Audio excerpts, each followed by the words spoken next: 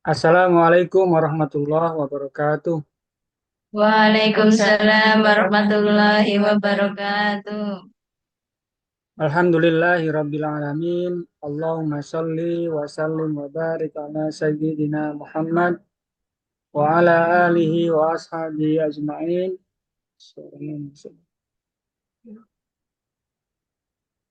Rabbi zidni ilma warzuqni fahma. Rabbi israh li sadri wa yassir li amri wa hlul 'uqdatam min lisani yafqahu qawli, amma ba'du. Nahmaduhu wa nasta'inuhu wa nastaghfiruh. Wa na'udzu billahi min sururi anfusina wa sayyiati a'malina may yahdihillahu fala mudhillalah wa may yudlilhu fala hadiyalah. Asyhadu an la ilaha illallah wa asyhadu anna Muhammadan abduhu wa rasuluhu la nabiyya ba'da. Allahumma shalli wa sallim wa barik ala sayyidina Muhammad wa ala alihi wa ashabihi ajma'in. Yang kita hormati semua, Bu Moko, Bu Teddy, Bu Eli, Bu Yahya, ada Bu Ira juga di room yang lain, dan teman-teman yang lainnya yang mungkin juga belum bisa hadir. Semoga Allah berikan rahmat keberkahan, Allah berikan rezeki yang berlimpah, Allah jadikan keluarganya sakinah, Allah jadikan anak-anaknya soleh dan solihah, Allah berikan keberkahan dan kemudahan atas semua urusannya. Kalau ada permasalahan, semoga Allah berikan jalan keluar yang terbaik. Kalau ada hal yang memberatkan, semoga Allah berikan keringanan. Kalau ada hal yang membuat hati gelisah, semoga Allah berikan ketenangan. Dan kita sama-sama hadir untuk niat semata-mata karena Allah, menuntut ilmu sebagai bentuk kewajiban untuk kita mendapatkan bekal, sebagai bekal nanti dalam melaksanakan ibadah, dan ibadahnya sebagai bekal perjalanan kita menuju akhirat, dan semoga kita semua kelak bisa bersama-sama berjumpa di surganya Allah Subhanahu wa taala. Bulan-bulan ini Amin. juga sedang teman-teman kita, saudara-saudara kita sedang melaksanakan ibadah haji. Kita berdoa semua, kita berdoa semoga semua anggota ICS eh, dan keluarganya masing-masing Allah karuniakan kesempatan sebelum wafat bisa melaksanakan ibadah haji. Dan kita Amin. sama-sama berdoa semoga haji saudara-saudara kita yang berangkat tahun ini diberikan haji yang mabrur, dan kelak kita juga sama-sama bisa mengikutinya. Amin ya robbal alamin.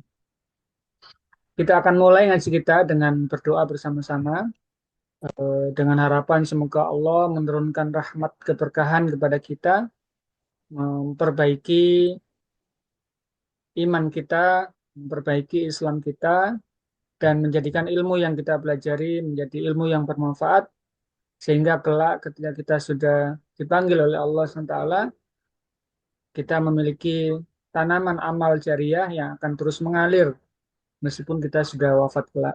Maka jangan segan, jangan sungkan untuk menyampaikan sedikit ilmu yang kita punya kepada siapapun yang kita temui, khususnya kepada keluarga kita. Mari kita mulai dengan membaca suratul Fatihah, membaca syahadat, istighfar, dan sholawat, serta doa dalam menuntut ilmu. Al-Fatihah. A'udzu billahi minasy syaithanir rajim. Bismillahirrahmanirrahim. Alhamdulillahi Rabbil Alamin. Ar-Rahmanir Rahim. Alhamdulillahirrahmanirrahim. Maliki Yaumiddin. Yaumiddin. Iyyaka na'budu Iyyaka wa iyyaka nasta'in. nasta'in. Ihdinas siratal Ihdinash mustaqim. mustaqim. Siratal ladzina an'amta أنعمت عليهم. غير المغضوب عليهم ولا الضالين آمين. بسم الله الرحمن الرحيم. أشهد أن لا إله إلا الله وأشهد أن محمدا رسول الله. أشهد أن لا إله إلا الله. وأشهد أن محمدا رسول الله. أستغفر الله العظيم وأتوب إليه.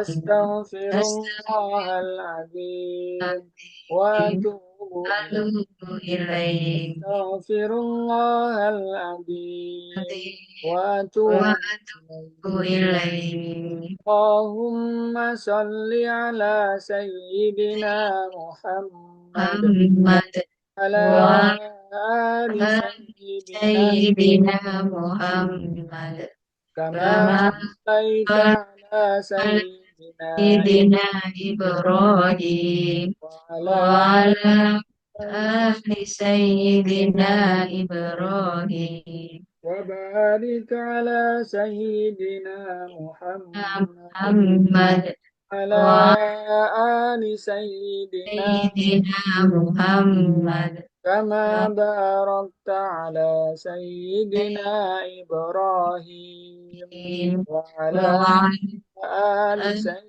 سيدنا إبراهيم في العالمين إنك إنك حميد حميد مجيد. مجيد بسم الله الرحمن الرحيم.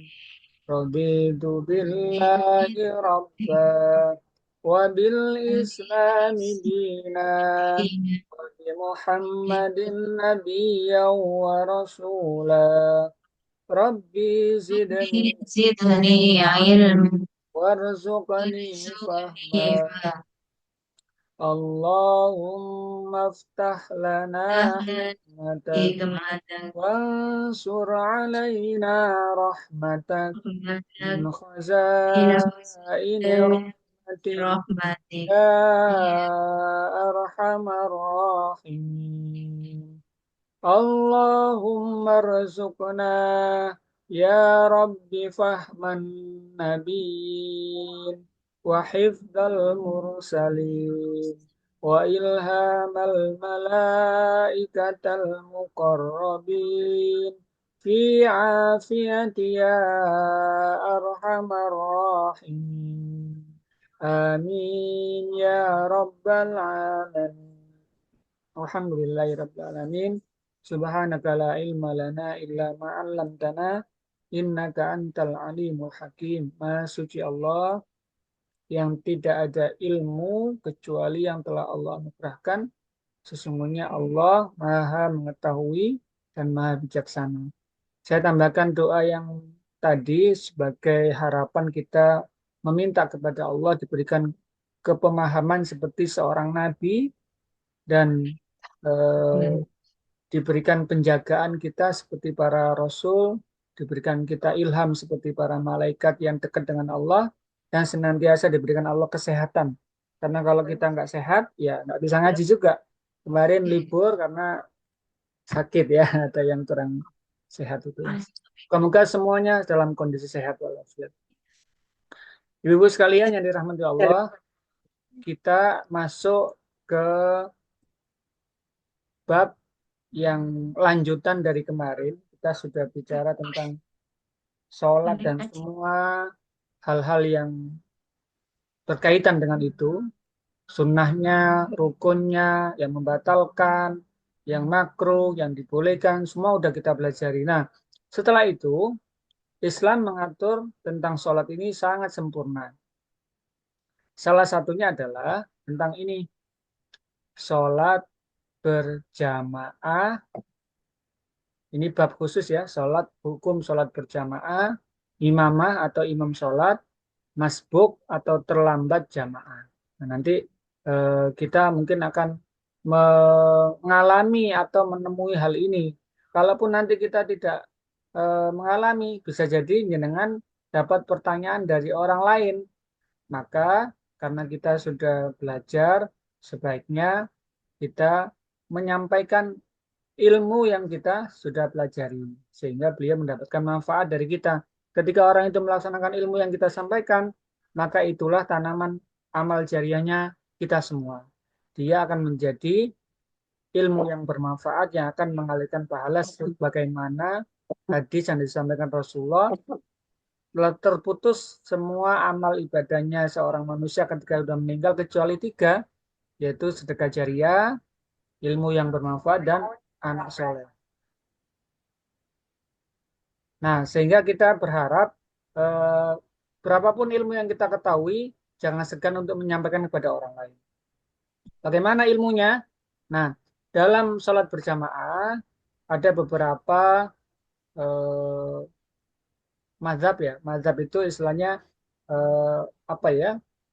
Kelompok pendapat dari para ulama yang sudah diakui keilmuannya sebagai seorang mujtahid tentang mengeluarkan sebuah hukum. Nah, sholat berjamaah itu ada yang menghukumkan hukumnya adalah sunnah yang diwajibkan. Kemudian ada yang menyebutkan sebagai fardu kifayah, ada yang menyebutnya fardu ain, khususnya mazhabnya Hanafi, Imam Hanafi. Jika rumahnya dekat masjid.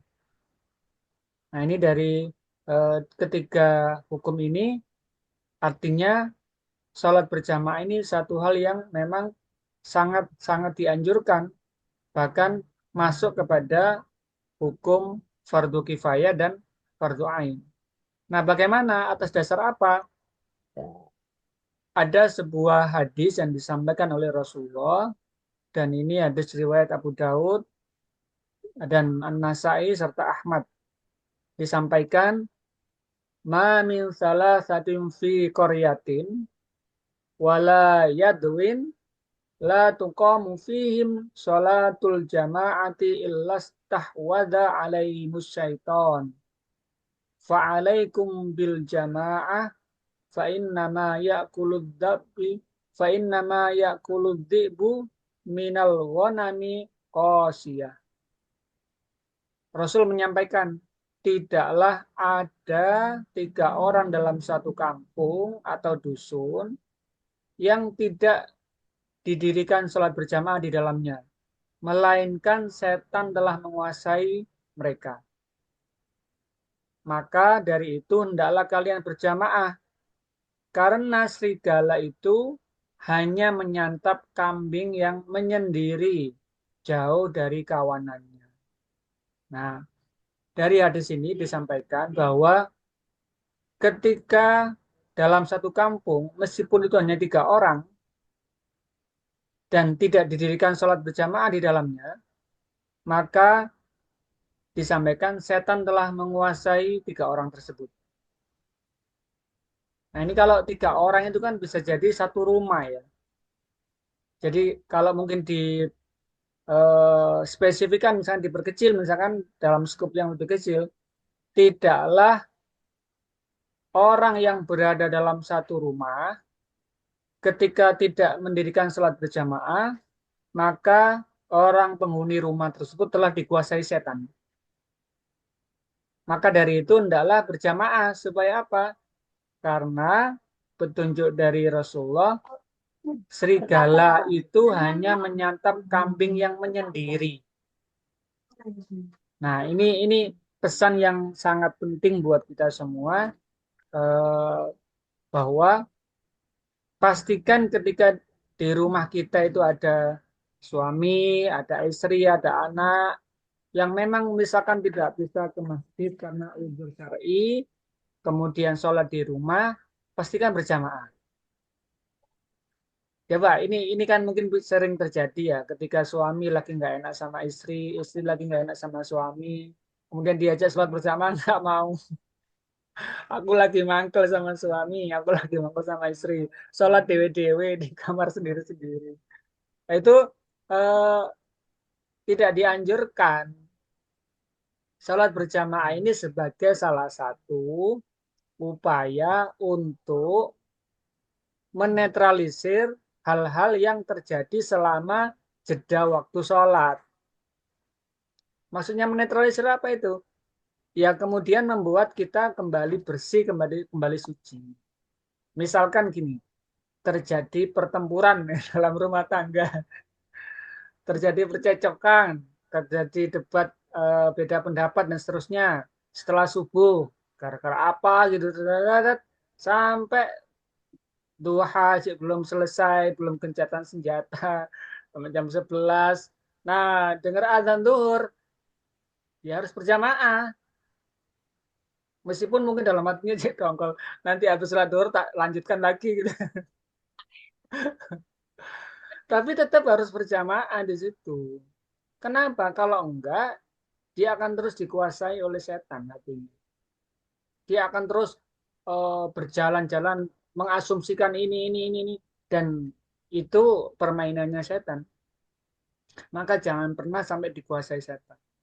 Kalaupun katakanlah bertengkarnya, beda pendapat, bertempurnya, berperangnya itu habis zuhur, nah ketemu asar, sholat lagi, berjamaah lagi. Setidaknya kan kalau sholat, setelah sholat bisa saling bersalaman kan. Di situ dalam sebuah hadis disebutkan ketika dua orang muslim bersalaman, apalagi suami dan istri itu setiap kali salaman itu dosanya berguguran dan pahalanya bertaburan gitu. Dosanya berguguran, pahalanya bertaburan. Kenapa? Karena seorang suami yang menyentuh istrinya itu pahala semuanya gitu. Maka di situ dalam hadis yang pernah kita pelajari ketika berkenaan dengan sholat kan, apakah kamu tidak merasa bersih dan suci kalau misalkan dalam sehari kamu mandi 5 kali gitu kan? Maka ketika dalam keluarga, hal yang paling utama adalah masing-masing rumah setidaknya punya mihrab. Apa itu mihrab? Tempat untuk berdoa, tempat untuk beribadah.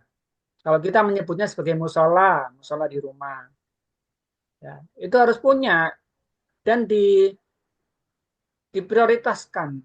Artinya itu ada beberapa yang kalau kita, ya mungkin ini sebenarnya berkenaan dengan mindset ya. Ada orang bilang eh, mau kita bertamu, kita mau, saya mau sholat, nggak ada tempatnya.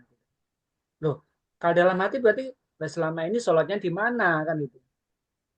Kecuali kalau dekat dengan masjid, dekat musola ya. Tapi ini rumahnya sendiri berarti dia nggak punya tempat untuk sholat. Lah berarti selama ini dia sholatnya di mana? Ini pertanyaan dalam rumah tangga. Ini mungkin bisa jadi ya ibu-ibu yang sudah punya anak yang siap menikah dan sebagainya, berkunjung mungkin ke calon mertua misalkan.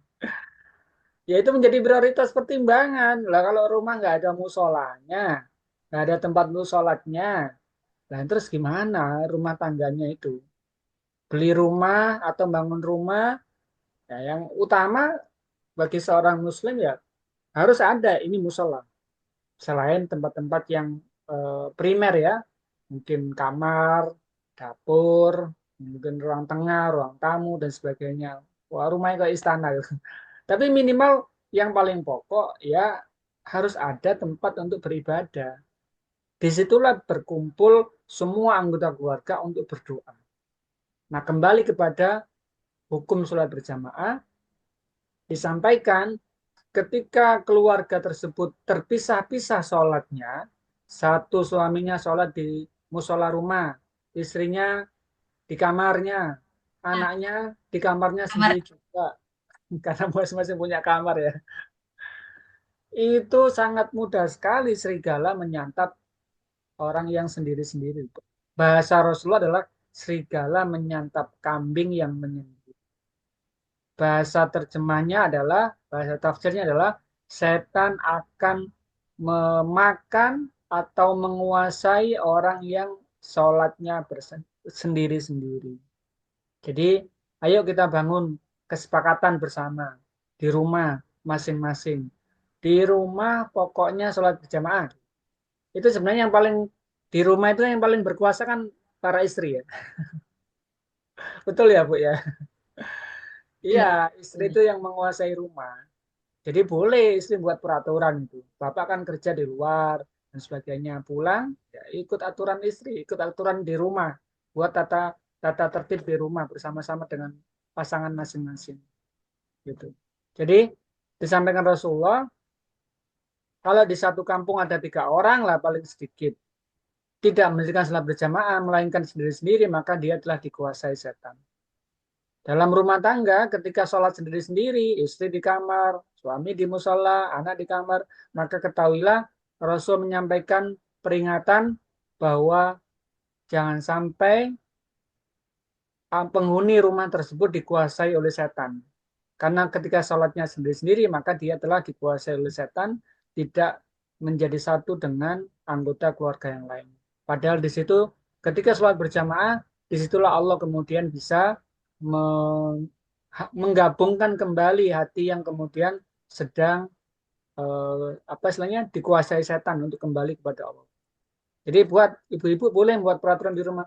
Pokoknya kalau ada di rumah, sholatnya harus berjamaah, nggak boleh sendiri-sendiri. Gitu. Nah, buat peraturan lagi kalau ada tamu yang ke rumah, nah berarti musolanya harus besar. Nah, itu tergantung dari kondisi kemampuan masing-masing ya.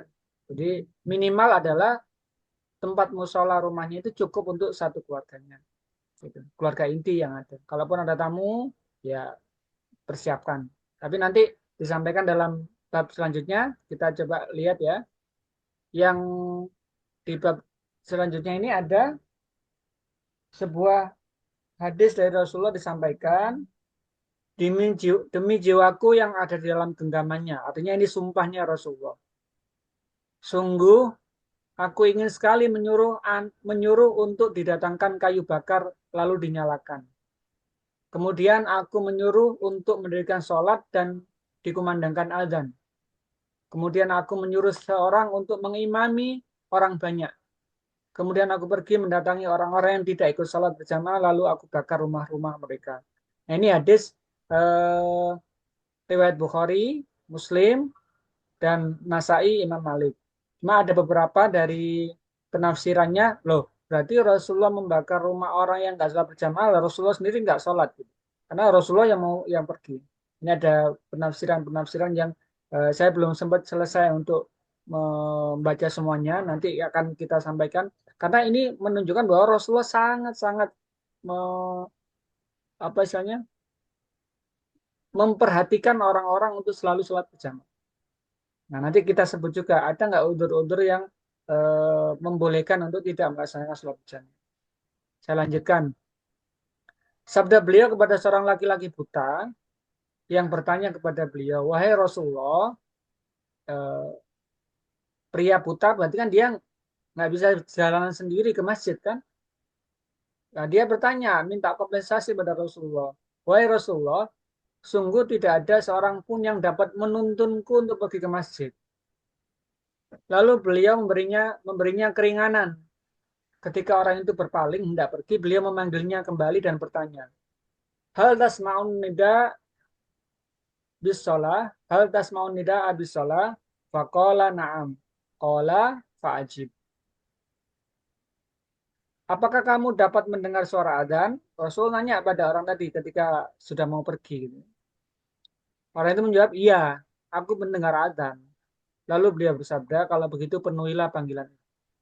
Hadis riwayat Muslim. Nah, ini menunjukkan bahwa ketika Rasulullah sempat memberikan keringanan pada orang yang buta karena dia nggak bisa jalan, nggak ada yang nuntun. Kemudian tapi ditanya, kamu masih mendengar adzan? Iya, ya penuhilah panggilannya tersebut. Artinya ini menunjukkan sebuah perhatian yang sangat khusus dari Rasul bahwa sholat berjamaah itu wajib didatangi. Kenapa? Karena yang memanggil sholat berjamaah itu Allah. Azannya adalah panggilan dari Allah. Maka kecuali kalau misalnya saya nggak bisa mendengar, budek ya, betul yang bahasanya orangnya budek nggak dengar gitu. Maka bisa jadi dia tidak ada kewajiban di sana. Tapi selama kita mendengar, nah bayangkan hari ini kita nggak bisa tidak mendengar. Hampir semua masjid menggunakan pengeras suara kan. Bahkan pengeras suara itu suara adzan itu sudah masuk ke handphone kita masing-masing. Kalau udah disetting alarm adzan dia jamnya sholat ya adzan. Nah, ketika itu mendengar dan memenuhinya, maka kita menyalahi hadis Rasulullah ini. Bunda ambilkan cas, Bunda. Hapusnya. Laptop. Nah, ibu sekalian dirahmati Allah, terus bagaimana sih keutamaan sholat berjamaah? Kenapa kok harus sholat berjamaah? Sholat berjamaah itu disampaikan oleh Rasulullah Sholatul jama'ati tafdulu sholat al-fadhi bisa mayu asrina darajah. Sholat berjamaah itu lebih utama daripada sholat sendirian dengan perbedaan 27 derajat. Nah, kalau misalkan gini, kita bisa nggak menghitung satu derajat yang Allah berikan kepada orang yang sholat berjamaah itu seberapa? Misalkan kalau kalau misalkan dinilai uang ya misalkan. Uang yang nilai tertinggi bagi seorang manusia itu berapa sih? Triliun ya, triliun. Misalkan gini,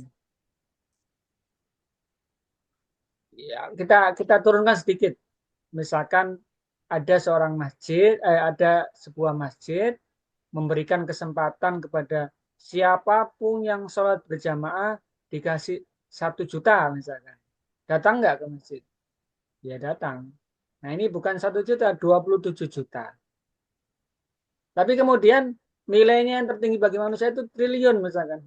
Ada juta, ada 270 juta, atau 2,7 miliar, atau 27 miliar, 270 miliar, ada yang 2,7 triliun, ada 27 triliun, 270 triliun, ada 2.700 triliun. Artinya gini, kita tidak bisa mengukur nilai derajat yang Allah berikan kepada orang yang berjamaah itu berapa sih. 1 derajat saja Allah berikan kepada orang yang sholat berjamaah itu luar biasa. Artinya ketika orang yang mengetahui ini itu meyakininya dengan iman. Karena di masjid yang kita datangin tidak ada yang ngasih uang segitu banyak kan. Dan tidak bisa kita sentuh dengan kasat mata gitu. Sesuatu yang tidak terlihat. Artinya ya di situ butuh keimanan yang tinggi gitu. Kita meyakini nggak ini pesan Rasulullah ini? Kita meyakini nggak dengan hadis Rasulullah ini? Kita meyakini nggak bahwa Rasul menyampaikan itu bukan atas pemikiran pemikiran hawa nafsunya Rasul, tapi Allah dituntun oleh wahyu. Gitu. Nah ini sebagai pengingat buat saya secara pribadi, buat kita semua bahwa itu keutamaannya sholat berjamaah.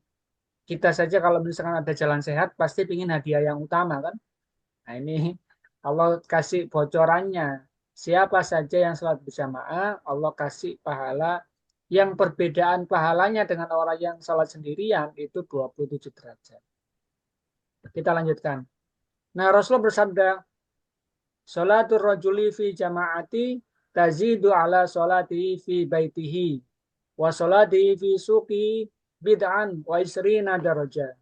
Wa dzalika anna ahadahum idza tawaddaa fa ahsanal wudu summa atal masjida la yuridu illa shalah falam yahdu khutwatan illa rafa'ata Allahu biha darajah wa hatta anhu biha khati'atan hatta yadkhulal masjida wa idza dakhalal masjida kana fi sholatihi ma kana sholatu tasbihu maka maka natis sholatu tahbisu wal malaikatu yusalluna ala hadikum ma dama fi majlisihi alladhi shalla fi yaqulu Allahumma ighfir lahu Allahumma arhamhu ma lam yuhdatsu fi. Dari hadis ini disampaikan bahwa sholat seseorang yang dilakukan secara berjamaah itu lebih utama daripada sholatnya di dalam rumahnya. Dan sholatnya di pasarnya dengan kelipatan 27 derajat. Demikian itu karena apabila salah seorang dari kalian berwudu, lalu dia membaguskan wudunya, kemudian datang ke masjid. Tidak ada maksud lain selain untuk sholat. Maka tidaklah dia melangkah satu pijakan, melainkan dengannya Allah mengangkat derajatnya dan menghapus dosanya sampai dia masuk masjid. Dan apabila dia telah masuk masjid, dia senantiasa berada dalam sholatnya selama sholat itu menahannya, tidak keluar dari masjid. Dan para malaikat mendoakan salah seorang dari kalian selama dia berada di tempatnya, di tempat duduknya, tempat dia sholat, para malaikat berdoa, ya Allah, ampunilah dia. Ya Allah, kasihanilah dia. Selama dia tidak berhadas di dalam. Hadis riwayat Al-Bukhari dan Muslim dan Nasai. Ini menunjukkan bahwa keutamaan sholat berjamaah selain tadi ada 27 derajat, itu disampaikan siapa saja yang kemudian dia membaguskan wudhunya ke masjid hanya semata-mata untuk sholat, tidak ada tujuan yang lain, sholatnya karena Allah, kemudian diberikan eh, petunjuk, diberikan sebuah hadiah oleh Allah bahwa setiap langkahnya, langkah kakinya, kanan dan kiri, itu satu langkah pertama mengangkat derajatnya, langkah kedua menghapus dosa-dosanya sampai dia masuk ke masjid. Dan apabila dia telah masuk masjid, selama sholat di sana, malaikat mendoakan, ya Allah ampuni dia, kasihannya dia. Ini sebuah hal yang sangat eh, apa ya, memberikan sebuah motivasi yang sangat tinggi bagi orang-orang yang beriman, bagi orang-orang yang percaya dengan apa yang Allah sampaikan, yang dengan Rasul sampaikan. Nah, berikutnya bagaimana? Kita coba lanjut. Sekarang pertanyaannya, yang disebut masjid itu apa? Gitu. Kan ada yang bertanya, ada yang menyampaikan. Gitu. Kalau di Indonesia kan ada apa Bu ya? Selain masjid apa Bu? Malah Apa? musola, Musola, ya. Musola, langgar gitu ya. Surau. Gitu. anggar,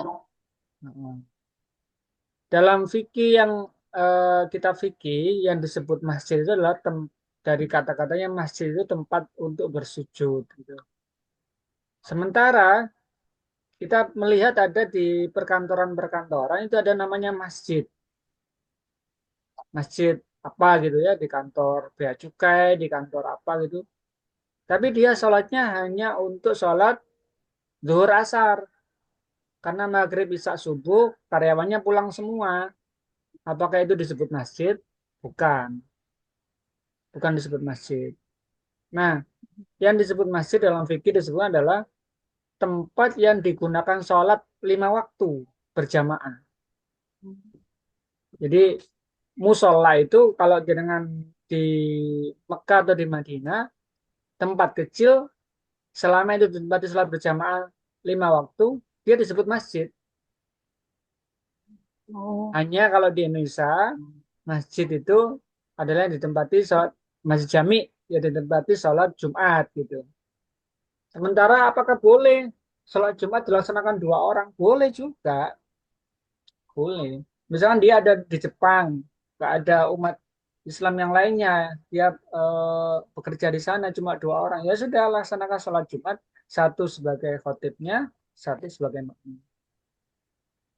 Jadi eh, apa penafsiran tentang masjid itu ada di Indonesia, ada yang musola, ada yang masjid jami, ada yang surau gitu ya.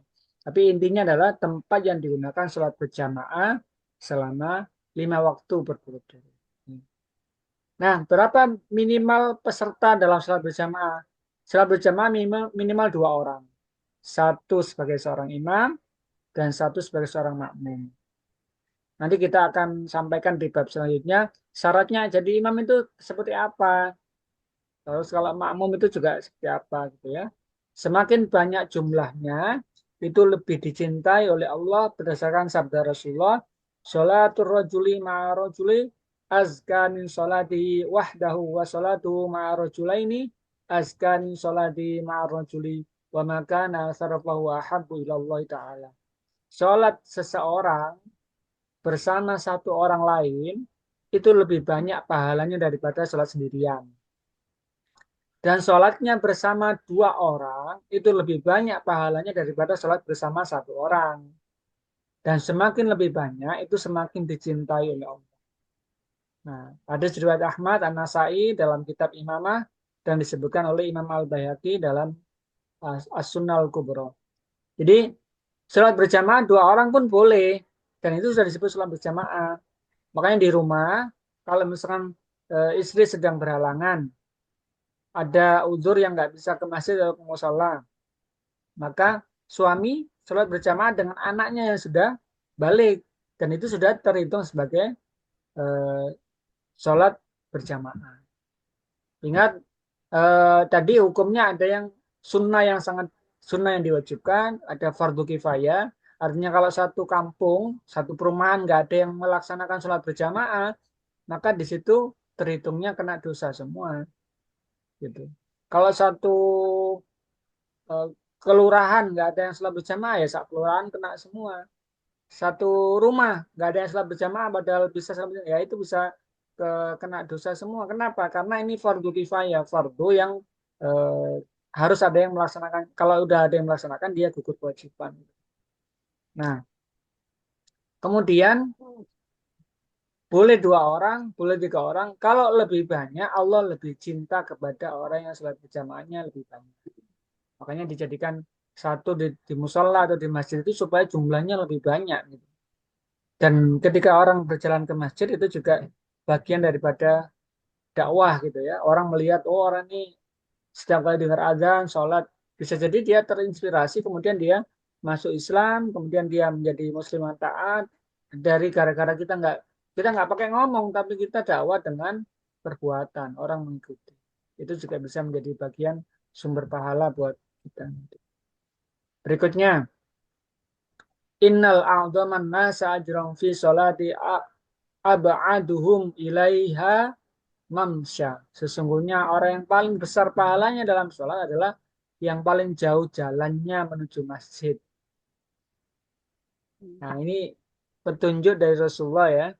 Orang yang paling besar pahalanya orang yang sholatnya jalannya paling jauh. Ya, otomatis yang paling jauh ini kan godaannya semakin besar ya. Satu, capek mungkin. Kemudian banyak hal lainnya kalau yang rumahnya jauh dengan masjid itu. Tapi semakin jauh, pahalanya semakin besar. Semakin besar godaannya untuk tidak melaksanakan amal ibadah, maka semakin besar pula pahala yang akan dia dapatkan.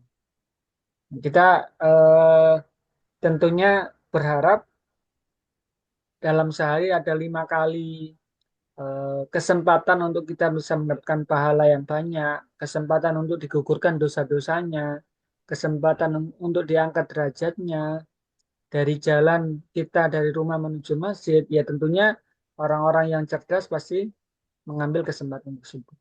Ya kita sama-sama berjuang. Artinya setiap masing-masing pribadi punya hambatan-hambatannya. Dan kita punya kekuatan untuk bisa melaksanakan masing-masing. Berikutnya, ini ada tentang hal yang kita bisa lihat adalah perempuan yang ikut sholat berjamaah. Seperti apa hukumnya, gitu ya. Perempuan boleh mengikuti sholat berjamaah di masjid jika, ada syaratnya ya, jika merasa aman dari fitnah dan tidak dikhawatirkan mendapat gangguan. Artinya boleh perempuan ikut sholat berjamaah di masjid dengan syarat tadi, aman dari fitnah. Artinya kalau perempuan keluar itu kan, kenapa auratnya itu seluruh tubuh? Karena di situ banyak menghadirkan atau Sih. mendatangkan fitnah ketika dia tidak bisa menjaganya. Dan gangguan, gangguan itu bisa dari luar, dari orang selain jamaah masjid, bisa jadi mungkin di jalan dan sebagainya. Dalam sebuah hadis disebutkan, la tamna'u ima Allah masajidallah wal yakhrujna safilatin. Janganlah kalian melarang hamba-hamba atau istri Allah, hamba-hamba Allah atau istri-istri kalian menuju masjid. Dan tidaklah mereka keluar dengan tidak memakai wangi-wangian. Jadi wanita kalau keluar itu disarankan tidak memakai wangi-wangian. Hadis riwayat Bukhari, Muslim dalam kitab As-Shalah dan Abu Daud. Apabila perempuan memakai wangi-wangian, maka dia tidak boleh mengikuti sholat berjamaah di dalam masjid. Rasul pernah bersabda, ayyumam ra'atin asabat yahuran fala tashhad ma'anal isya al-akhirah. Perempuan mana saja yang memakai wangi-wangian, maka janganlah dia mengikuti sholat isya yang akhir bersama kami. Hadis Muslim dan Ahmad. Nah, ini menunjukkan bahwa perempuan boleh sholat berjamaah. asal tidak ada fitnah dan aman. Yang berikutnya adalah Oh, ketika sholat berjamaah di masjid, perempuan dilarang memakai wangi-wangian, apalagi kemudian dia Itu aku mau depannya para pria banyak gitu. Nah, bagaimana kalau misalnya suaminya yang mengajak gitu. Nah, ini penting untuk kemudian diketahui bahwa ada hukum dalam Islam itu sunnah, mubah, makruh, haram, wajib gitu. Nah, ketika sholat di rumah tadi bisa disebutkan di sini ada berikutnya itu adalah ini. Dan sholat perempuan di dalam rumahnya itu lebih utama berdasarkan sabda Nabi, wa buyutuhunna khairul lahunna. Dan sholat di rumah mereka itu lebih baik bagi mereka. Hadis riwayat Ahmad dan Abu Dawud. Jadi perempuan lebih lebih eh, utama, lebih lebih abdol sholat di rumah. Nah, tadi saya sampaikan bagaimana ketika eh, suami yang mengajak, di situ ada hukum wajib sunnah. Kalau katakanlah suaminya yang mengajak, berarti itu wajib untuk istri mengikutinya. Kenapa? Karena di situ ada perintah seorang suami. Tentunya ketika sholat di masjid bersama dengan mahramnya, bersama dengan suaminya, bukan sendirian ya. Kalau sendirian maka dia lebih utama sholat di rumah. Ada banyak hal ketika melaksanakan sholat berjamaah di masjid atau di musola dekat rumah. Disitulah tempat kita untuk mengetahui peta dakwah wilayah masing-masing. Maksudnya peta dakwah gimana? Bayangkan ketika kita karena tidak pernah bersama-sama bertemu dengan eh, lingkaran terdekat dari rumah kita, ada tetangga sakit kita nggak tahu. Ada tetangga yang sangat membutuhkan kita nggak dapat informasi. Fungsinya berjamaah itu adalah fungsinya untuk selain untuk mendapatkan ridho dan pahala dari Allah, di situ kita tempat untuk bertemu dengan eh, warga yang lain, bertemu, berdiskusi, sharing, mendapatkan banyak hal untuk sama-sama mendapatkan manfaat kebaikan eh, dari syariat yang ada. Jadi bukan bukan kemudian kita menyendiri di rumah, di situ eh, hikmah yang bisa kita ambil. Tentunya tetap kalau yang perempuan bersama dengan mahramnya. Kalaupun katakan nggak ada mahramnya, ya di rumah itu lebih utama. Nah kemudian ini yang mungkin juga jarang ya, jarang diperhatikan. Berangkat menuju sholat berjamaah dengan berjalan, ini diutamakan ya. Orang yang berangkat dari rumahnya menuju masjid disunahkan untuk mendahulukan kaki kanannya dan membaca doa. Jadi makanya tadi kan hitungannya dalam pesan Rasulullah kan setiap langkahnya, langkah pertama diangkat derajatnya, langkah kedua digugurkan dosanya. Lu bagaimana kalau misalkan menggunakan sepeda motor? Gimana caranya malaikat menghitungnya? Mana putaran roda pertama, putaran roda kedua? Ya tentunya Allah dan malaikat sangat teliti untuk hal itu ya. Tapi eh, dalam disebutkan dalam kitab Minhajul Muslim ini eh, disunahkan dengan berjalan. Kalau kita merujuk pada kesehatan, jalan itu adalah salah satu gerakan yang menjadikan kita usianya panjang. Kenapa? Karena di tumit itu ada jantung yang bisa yang menyebutnya jantung ya para dokter ya, yang itu memompa darah naik ke atas. Dan itu hanya bisa dilakukan ketika orang sering berjalan. Makanya orang yang udah sangat lama tidur di atas ranjang itu kondisinya semakin lama semakin nggak sehat. Karena apa? Jantung yang di tumit maaf yang di betis itu tidak bisa memompa darah sampai dengan baik padahal darah kan berputar ya setiap harinya. Jadi ini salah satu keutamaan ya orang menuju ke masjid dengan berjalan. Nah, gimana doanya ini? Nanti perlu kalau perlu di scan atau di foto doa ini. Nanti dibaca setiap kali menuju masjid atau musola. Semakin sering dibaca, sehari 5 kali, insya Allah hafal. Ya saya juga sama-sama ini berusaha mulai menghafal juga. Nah, kita baca sama-sama, yuk. Ibu-ibu bisa ya Bismillah. membaca ya? Halo? Ya, insya Allah bisa.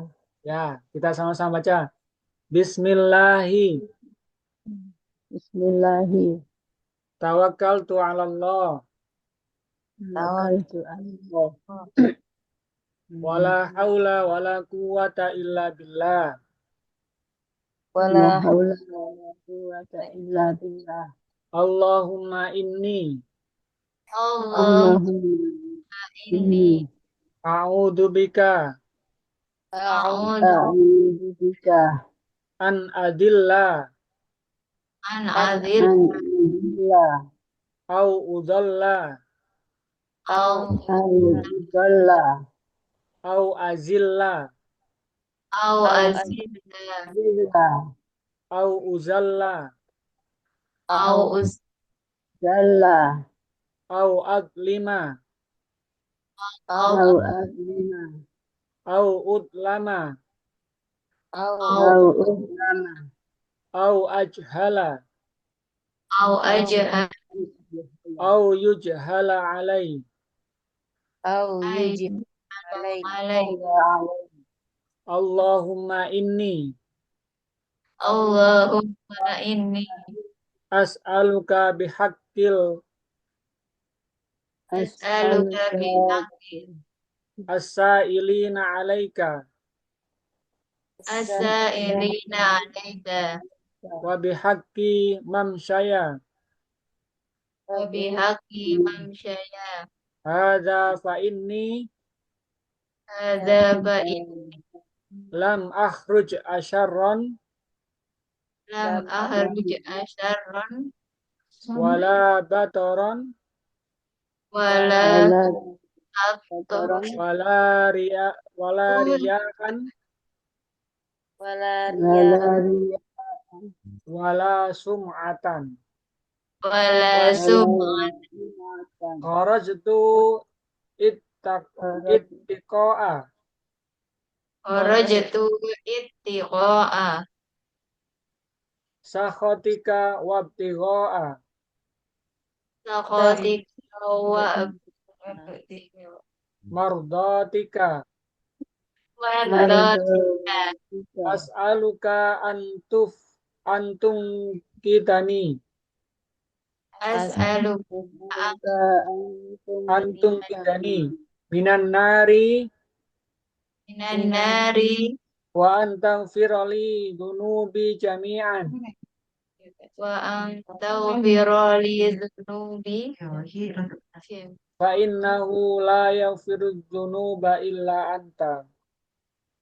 fa innahu la wa la yaghfiru yaghfiru dhunuba illa anta Allahumma ja'al fi qalbi nuran Allahumma ij'al fi qalbi nuran wa fi lisani nuran wa fi lisani nuran wa fi sam'i nuran wa fi sam'i nuran wa fi basari nuran wa fi basari nuran wa an yamini nuran wa yamini nuran wa an shimali nuran wa an shimali nuran wa min fawqi nuran. wa min fawqi nuran Allahumma adim fiyya nuran. Allahumma a'zim fiyya nuran. Nah, ini mungkin karena mungkin baru kita membacanya masih belum lancar, tapi gak apa-apa. Setiap hari coba dibaca. Nanti dengan sendirinya Allah berikan kemudahan untuk hafal.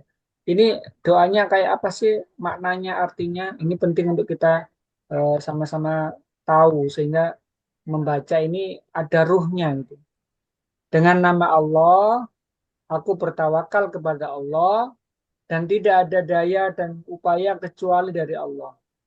Tidak ada daya kekuatan untuk bisa melaksanakan ibadah kecuali Allah. Tidak ada daya kekuatan untuk meninggalkan kemaksiatan kecuali karena Allah. Ya Allah, sesungguhnya aku berlindung kepadamu dari tersesat atau menyesatkan, atau berdosa, atau membuat orang lain berdosa, atau berbuat zalim, atau dizalimi, atau berbuat bodoh, atau diperbodoh. Ini doa yang eh, pengharapan kepada Allah yang sangat luar biasa. Berlindung kepada Allah dari tersesat atau menyesatkan orang lain. Karena ketika kita menyesatkan orang lain, itu dosanya bertumpuk-tumpuk. Kalau tersesat sendirian kan, ya nggak apa-apa. Pastinya dia sendiri yang menanggungnya. Tapi kalau menyesatkan orang lain, itu juga luar biasa nanti. Berdosa atau membuat orang lain berdosa. Kita berdosa sendiri, ya udah kita yang tanggung. Tapi kalau membuat orang lain berdosa, nah itu juga bertumpuk-tumpuk. Berbuat zalim atau dizalimi, gitu. Berbuat bodoh atau diperbodoh orang. Ya Allah, sesungguhnya aku memohon kepadamu dengan hak orang-orang yang memohon kepadamu dan hak perjalanan kakiku ini. Karena sesungguhnya aku tidak berangkat keluar dengan sombong atau ria atau sum'ah. Aku berangkat karena takut akan murkamu dan mengharap keridhaanmu. Aku memohon kepadamu agar engkau menyelamatkanku dari api neraka serta engkau mengampuni dosa-dosaku. Karena sesungguhnya tidak ada yang dapat mengampuni dosa-dosa selain. Ya Allah, jadikanlah cahaya dalam hatiku. Ya Allah, jadikanlah cahaya pada lisanku, pada pendengaranku, pada penglihatanku, dari sebelah kananku, dari sebelah kiriku, serta dari atasku. Ya Allah, agungkanlah cahaya padaku. Ini doa yang sangat luar biasa. Kalau jangan pernah ketemu yang orang itu kayak punya wibawa yang luar biasa, eh, pengaruh yang sangat besar, itu salah satunya adalah karunia dari Allah. Nah, salah satunya doa ini. Bayangkan kita sehari berdoa 5 kali ini. Bermohon sungguh-sungguh kepada Allah, ya Allah, jadikan dalam hatiku penuh dengan cahayamu. Jadikan lisanku ini penuh cahaya. Bukan kemudian ilate metu api ya, bukan ya. Pendengarannya, penglihatannya, sorot matanya itu jadi cahaya. Orang melihat jadi sangat segan. Kemudian orang melihat dia dari pandangannya itu sangat indah dan seterusnya. Kanan kirinya penuh cahaya, atas bawah cahaya. Ini doa yang sangat luar biasa dan ini adalah doa yang diajarkan oleh Rasulullah untuk kita baca. Nah, kemudian saya lanjutkan. Kalau sudah baca doa, berjalan dengan tenang dan santai menuju masjid atau musola sesuai dengan hadis Nabi. Idza ataitumus salata fa'alaikum bis sakinah fama adraktum fasallu wa ma fatakum fa'atimmu. Apabila kalian mendatangi salat, maka hendaklah dengan tenang. Jika kalian dapati, maka sholatlah, ikutlah gerakannya. Dan apabila kalian terlewatkan, maka sempurnakanlah. Artinya di sini, ketika sholat berjamaah, kan biasanya sampai di musola itu mendapati jamaahnya dan imamnya, makmumnya itu dalam kondisi sujud misalkan. Maka di sini langsung, jika kalian dapati mereka sholatlah, ikutilah gerakannya. Langsung ikut sujud. Nggak usah menunggu sik tak ngenteni ngadeg dhisik gitu. Enggak, kalau nyampe di sana melihatnya kondisi apa langsung sujud. Tapi pastikan takbiratul ihram dulu, bukan langsung sujud. Seperti yang kita sampaikan di bab sebelumnya kan. Jadi berdiri, sholat yang berdiri sempurna, kemudian takbiratul ihram, bersedekap, kemudian langsung mengikuti gerakan sujud. Kalau memang pas imamnya sujud. Kalau terlewatkan, ya nanti disempurnakan. Sujud itu tidak termasuk terhitung 1 rakaat. Kecuali kalau dia mengikuti rukuknya imam, dia terhitung 1 rakaat. Nah, ini beberapa hal yang kita bisa sampaikan. Kalaupun ada pertanyaan silakan. Eh, dan tentang sholat berjamaah ini belum selesai. Kita akan sampaikan tentang hal berikutnya adalah tentang mendahulukan kaki kanan ketika hendak masuk masjid dan tidak segera duduk sebelum melakukan sholat tahiyatul masjid. Nanti kita sampaikan di bab selanjutnya. Monggo kalau ada pertanyaan dari ibu-ibu semua. Saya Pak, Oke, monggo Bu Eko, Bu Yuli. ini sholat berjamaah tadi kan minimal makmumnya satu, harus yang sudah balik. Seandainya Oke. yang makmumnya belum balik, sudah termasuk jamaah, bukan sudah sholat berjamaah, bukan Mbak Ustaz. Oh ya, pertanyaannya bagus. Eh, anak-anak yang belum balik ikut sholat berjamaah, apakah itu terhitung sholat berjamaah? Terhitungnya berjamaah yang sempurna sesungguhnya adalah yang mereka yang memang sholatnya sholat yang orang-orang yang sudah balik. Kalau anak-anak belum balik itu sholat, dia dalam hal pembelajaran, melatih, supaya dia kelak ketika udah balik itu terbiasa. Nah, disebut sempurna sholat berjamaahnya adalah sesama antara imam dan makmumnya itu adalah yang sudah balik. Itu Bu. Berarti itu niatnya itu Pak, Pak Ustaz apa? Tetap Niatnya ya, kayak sholat sendiri, ya niatnya. ya sholat sendiri. Tapi anaknya ya Oh, diajari untuk kalau dia makmum ya jadi makmum. Ya kalau misalnya terus mengimami anak kecil kan memang hitungannya kan dia hanya sebagai latihan aja kan. Nah, makanya dipastikan anak ini harus ciri-cirinya balik kita harus tahu kan udah pernah kita sampaikan ya. Yang perempuan sudah menstruasi, ya laki-laki sudah pernah mimpi basah atau maksimal usia. Kemarin kita sudah sampaikan. Usianya kalau yang berapa kemarin ya? Yang laki-laki itu 13 ya. Yang perempuan itu berapa kemarin? 12 ya. 9, ini saya 9. Nah, itu berarti dia sudah balik. Kalau sudah balik maka di situ. Nah, kalau misalkan lah terus gimana kalau supaya saya bisa mendapatkan pahala 27 derajat? Ajak orang yang sudah balik. Nah, kalau di rumah nggak ada ya berarti ajak teman atau mungkin kalau dekat masjid musola ya menuju ke tempat itu. Seperti itu Bu Yuli, baik Kak Yuli. kasih Ustaz. Oke, ada lain yang mau bertanya juga?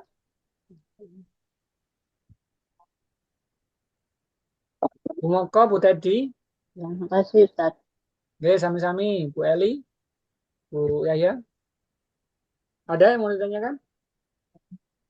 Udah bisa tadi. Oke. Kalau enggak ada, yang tadi kita praktek sama-sama. Saya juga sedang berusaha ya. Kemarin saya dapat inspirasi seorang teman yang dia dalam kondisi yang sangat eh, dalam tanda kutip terjepit ya. Dia punya utang bank yang cukup besar, rumahnya sendiri harus direnovasi karena bocor, mau ambruk plafonnya. Kemudian samping rumahnya itu mau dibangun kos-kosan lantai 3. Jadi kalau misalkan dibangun bangunan besar kan pasti pakai apa itu yang jedor, jedor, jedor itu loh, paku bumi gitu kan. Ya pasti rumahnya ambruk kan itu. Nah, ternyata beliau itu sebelum sebelum itu beberapa bulan sebelumnya itu punya azam untuk wes pokoknya dia sholat berjamaah ke masjid selama 40 hari tidak ketinggalan takbir pertamanya dengan imam. Jadi imamnya Allah Akbar dia langsung ikut. Artinya dia menjaga itu. Plus menjaga maaf, ingat saya ya, sholat 40. Sholat 40 itu apa aja?